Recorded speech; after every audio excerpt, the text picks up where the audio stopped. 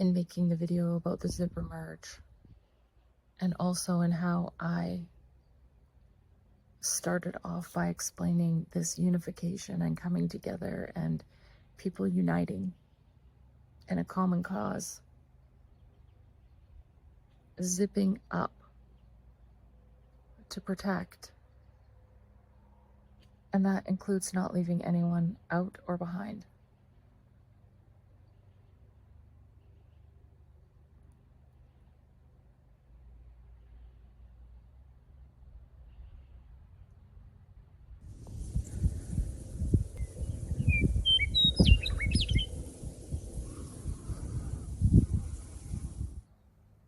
I just got home from recording the video about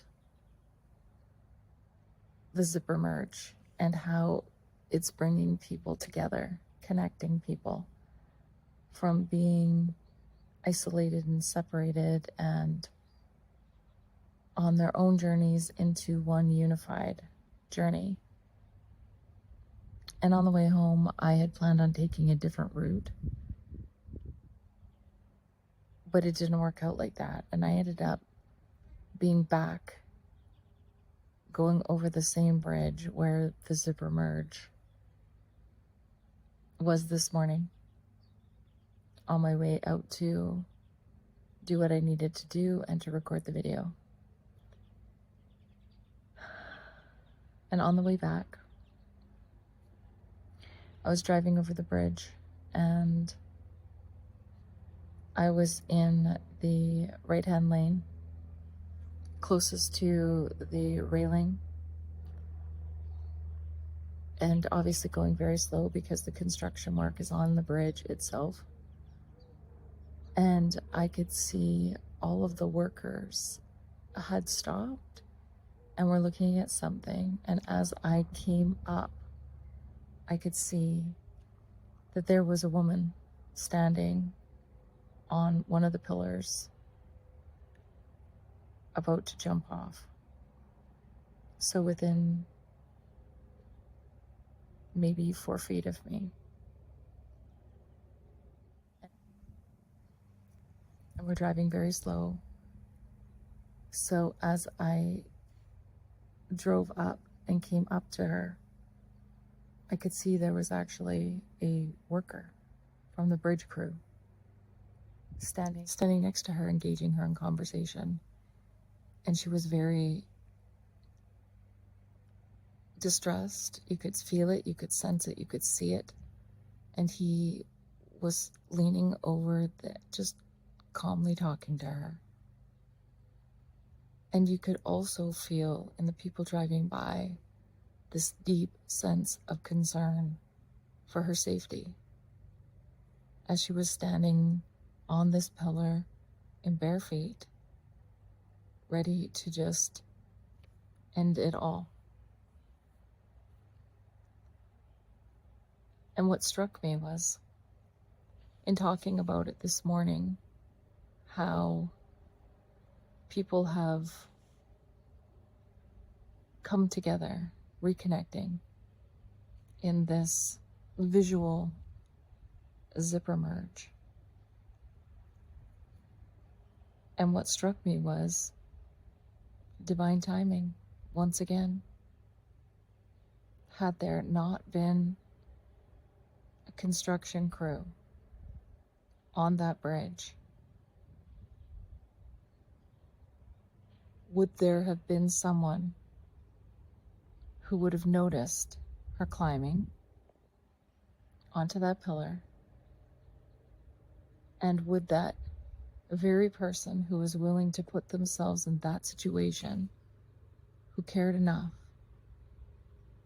to stop what they were doing and to engage and try to stall her and to talk to her and convince her whatever they were talking about, but obviously it was to preserve her life.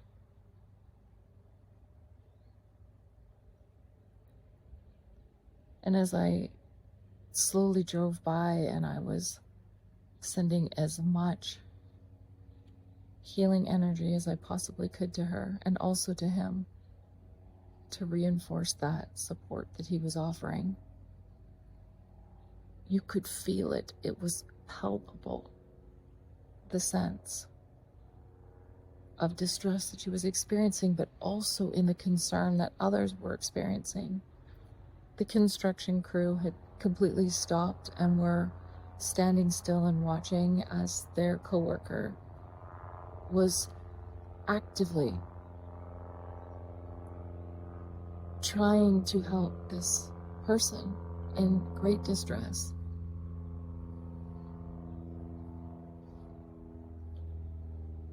And as I continued to drive,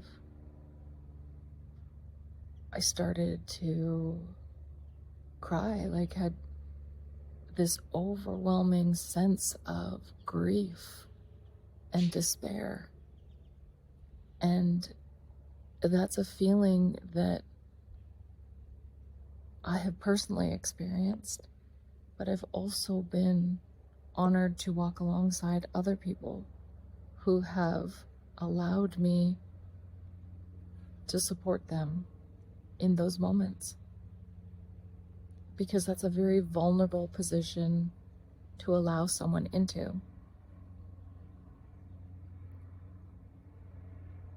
And the thing I would like anyone who's experiencing great distress to know is how many people were rushing to this woman's aid. There were countless police cars and ambulances putting themselves in different locations. Just in my short stretch of where I was driving, I could see they were putting themselves in different locations along the river. The fire truck and rescue support teams also sending themselves into locations to be at the ready to support and assist should she choose to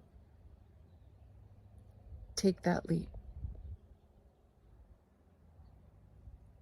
And people, as they were driving, you could see on their faces just this sense of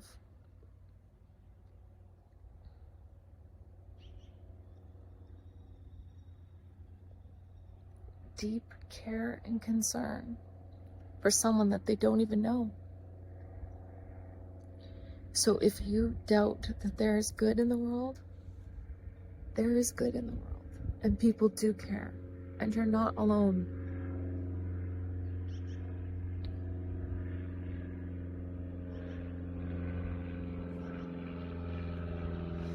And as the planes fly overhead, I feel assured that the message will get where it needs to go.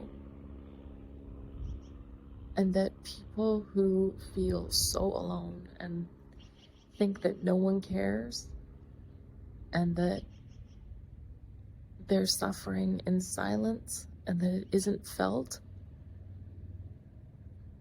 I want you to know that's not true. That's a voice inside your head telling you that.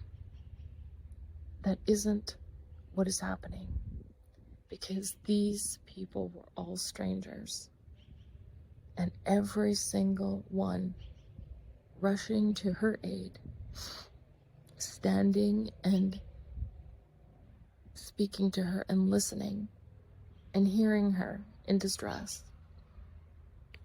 and drivers just driving by, wishing for her to climb down, but also understanding how alone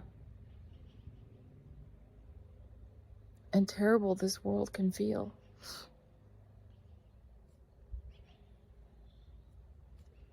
So if this message reaches you and you feel like you don't matter,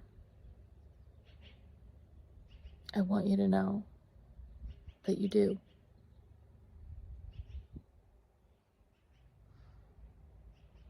And that there are so many people pulling for you.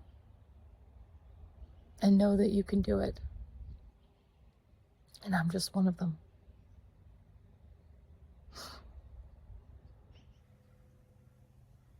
So as you go about your day today, make it a point to smile at someone, to acknowledge their existence, to help in some way, to be patient and kind, to allow a driver to move in front of you without any tension. Hold the door, say hello.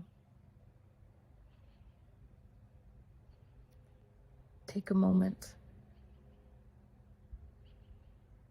and give of yourself freely. Show someone that you can see them. You can feel their pain, their struggles, and that they're not alone. It doesn't take much to support someone through a moment of crisis. Sometimes all we need is someone to acknowledge that we exist and that we have value, that we matter. It doesn't cost you anything to give that. And it's worth everything to receive it.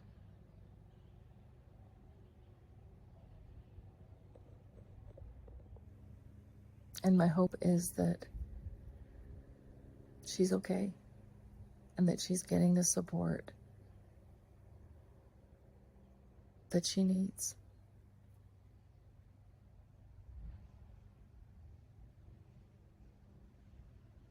Sometimes it takes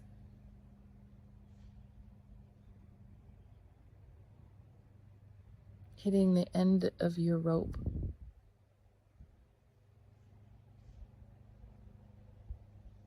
to finally see that others really do care. And as a society, we need to change that. We need to change that continuum, that people need to hit rock bottom before they receive the help that they need and the support and the resources and the access.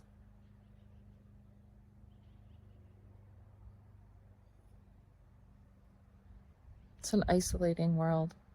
It's been created that way for a reason. And it's time to change that.